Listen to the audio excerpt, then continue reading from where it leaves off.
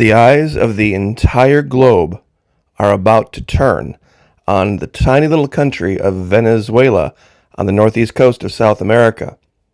Now, it's a country that has a population about the size of Florida, but it is about to change the world as we know it. There have been these secret meetings going on between the leaders of Venezuela and the leaders of China, and everything we thought we knew about how oil works is about to completely go haywire. Some know about it and they're keeping it quiet. Now, real quick, let me ask my audience a question.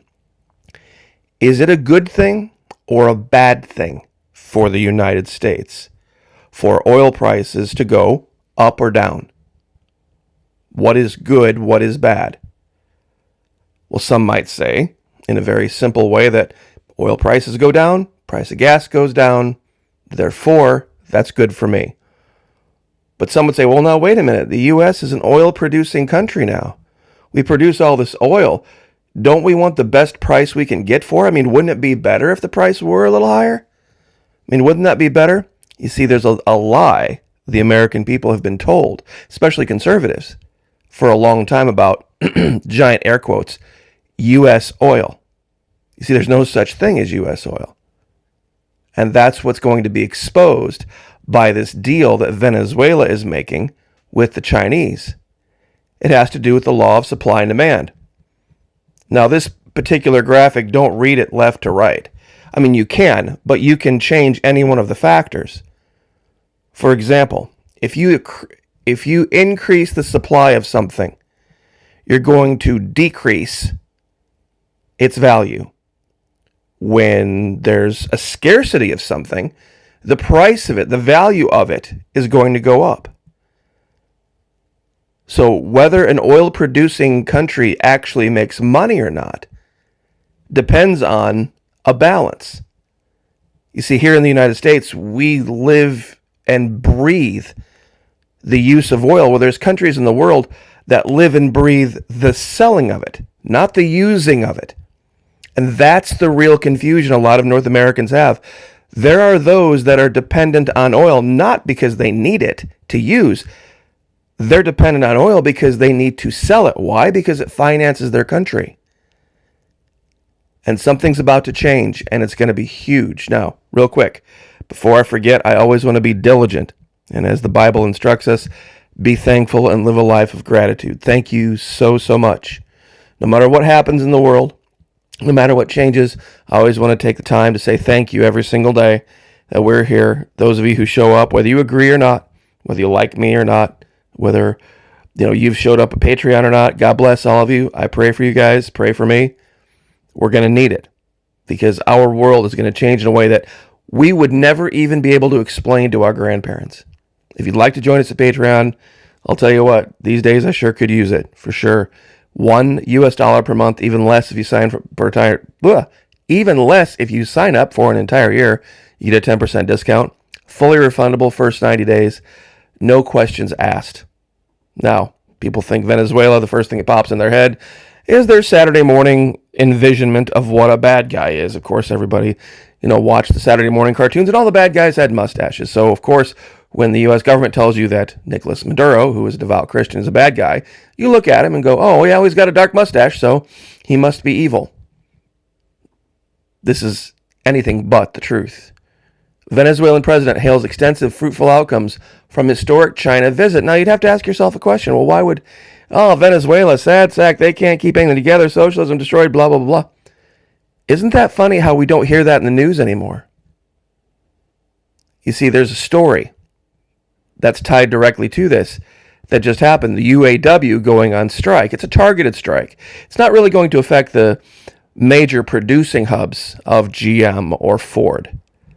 But everything these folks do, everything they do to make it more expensive to either own or operate a car is going to play right into the hands of those who want to destroy oil-producing countries.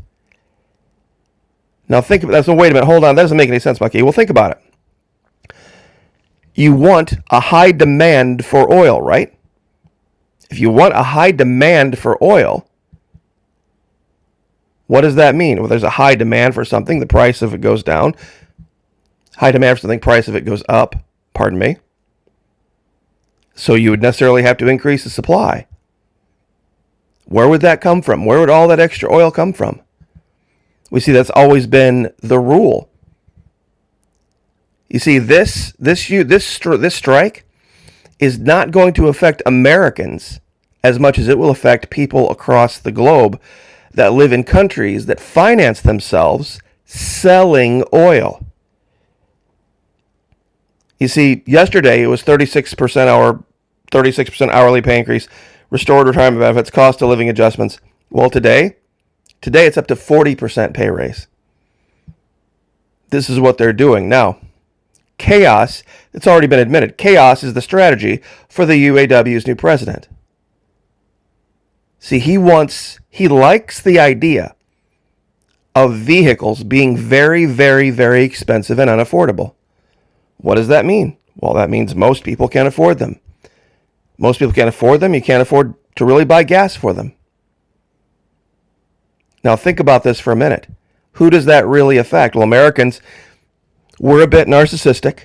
It stops with us. But what about the oil we aren't buying? Well, Florida Monkey, don't you know we produce our oil? Not true. Not true. See, this is the part that people don't get. Venezuela is sitting on the largest known reserves, 303 million barrels. I believe that's right, million barrels.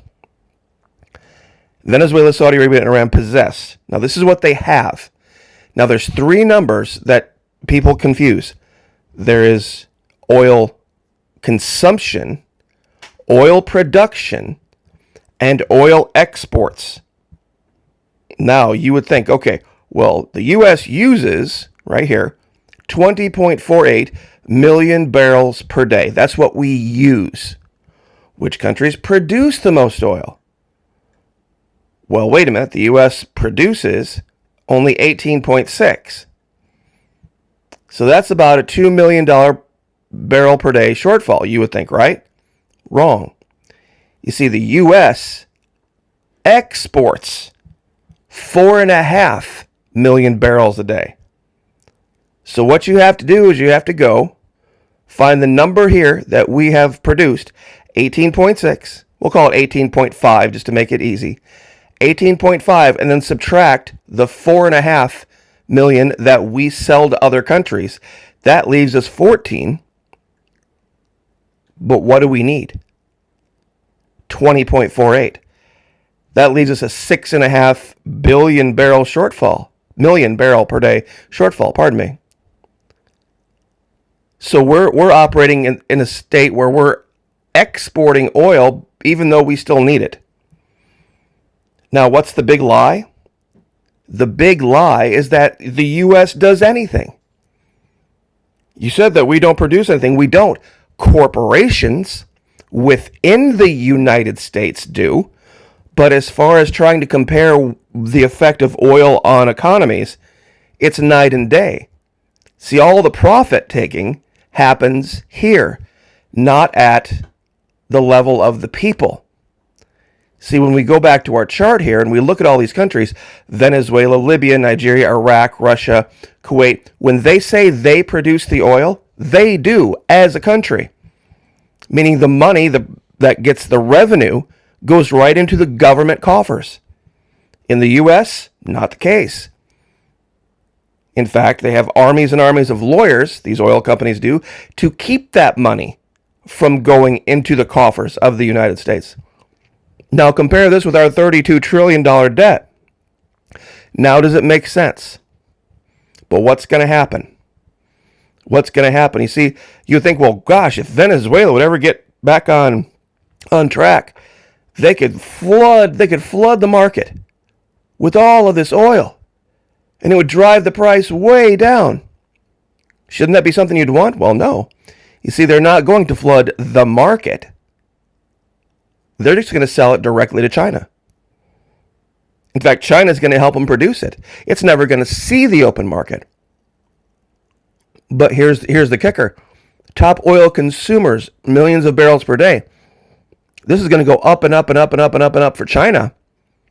And they're just going to get it from one source.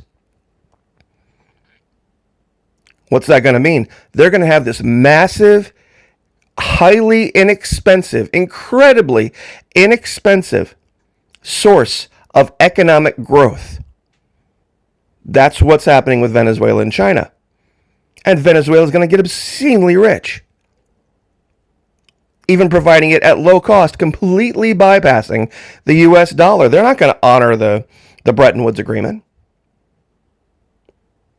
And the vast majority of oil coming out of Venezuela has got to go right through the Panama Canal, doesn't it? I suppose it could go the long way, but it's not likely to. Mark my words, this is going to change everything, because the Chinese are going to have a huge, huge advantage. See, the Chinese only produce like 4.86 million barrels a day. But what about their consumption?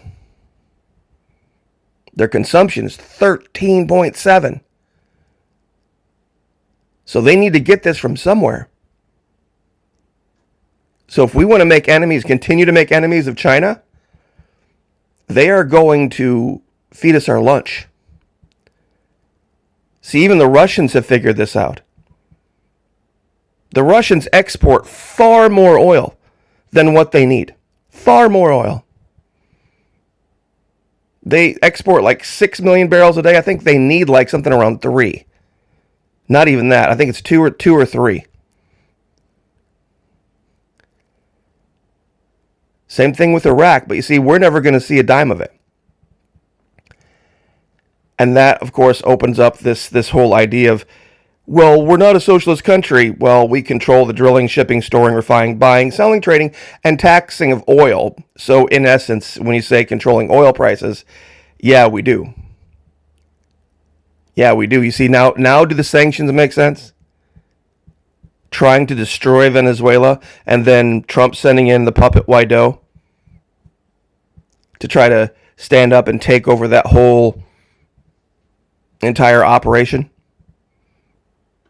Because now it's failed. I called this a long time ago, this issue with Venezuela, the greatest geopolitical miscalculation this country's ever made. I'm going to stand by it now. This is going to be the worst thing the U.S. has ever done financially, because they used to be our ally. A lot of people are like, oh, we can't be allies with socialists. We have so many socialist allies, it's ridiculous. It's all of NATO is socialist. And Venezuela's been socialist since before your grandparents were born. And that didn't stop Reagan. Venezuela was socialist when Reagan gave him the F-16. When Reagan gave him the F-16, so just for a little bit of contrast, cocaine set to become Colombia's biggest export. News at 11. Cocaine exports in Colombia, right? Well, now it's exceeding oil. We estimate cocaine export revenues jumped to $18.2 billion in 2022, not far behind oil exports of $19.1 billion last year. See, even they figured it out. Even the Colombians have figured it out. There's a way better way to make money. Way better way to make money. So I'm going to ask again, what is good for America? A high oil price or a low oil price? What about all those people who are going to be dealing in oil and giving us one price, but giving China another? Imagine that. Imagine the U.S. having this incredible demand for oil, which we know we have no matter what, and nobody willing to sell to us unless, well, we pay a premium because we can afford it. You see, and that's what we're getting to right here. You ready for this? Well, those big automakers, they can afford it. So we're going to charge them a premium. We're going to charge them more for our services. It's exactly what the unions are doing. The unions are extorting the automakers. They're saying, we're not going to show up, we're not going to do this, we're not going to do that, we're not going to do the other, because we found a way to somehow exist otherwise. We don't need the job. And make no mistake, you and I are going to pay the price for this. to give these people a 40% pay raise for a 32-hour work week. Just to be clear, it started as 36% hourly pay increase, restored retirement, cost of living adjustments, and now it's 40% pay raise, end-tiered wage system, reinstate COLA, and now a 32-hour work week. A 32-hour work week. How many of you out there are getting by paying your bills working only 32 hours? Not many. Not many.